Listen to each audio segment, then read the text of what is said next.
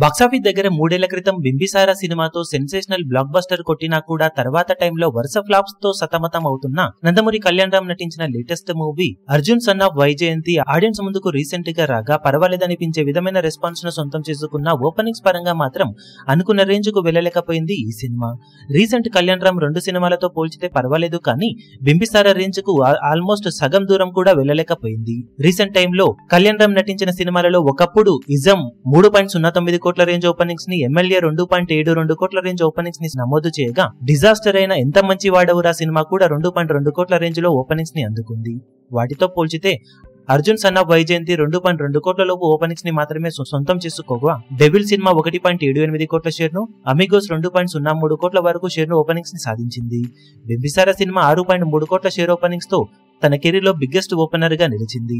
ఒకప్పటిలా మరీ జోరు చూపించలేకపోతున్న కళ్యాణ్ రామ్ బాక్సాఫీస్ దగ్గర తన అప్కమింగ్ మూవీస్ తో అయినా మంచి స్టార్డమ్ ను, సాలిడ్ ఓపెనింగ్స్ ని సొంతం చేసుకోవాల్సిన అవసరం అయితే ఎంతైనా ఉంది. బింబిసారా తర్వాత మూవీస్ లో డిఫరెంట్ చాయిస్ ను ఎంచుకుంటున్నా కానీ కలెక్షన్ల పరంగా కమర్షియల్ సక్సెస్ ను తనకు సొంతం అవ్వడం లేదనే చెప్పాలి. ఇక Arjun son of Vyjayanthi movie weekend తర్వాత వర్కింగ్ డేస్ లో ఎలాంటి హోల్డ్ ను చూపెడుతుంది అన్న దానిపై విజయ అవకాశాలు ఎంతవరకు ఉన్నాయనేది చెప్పగలను.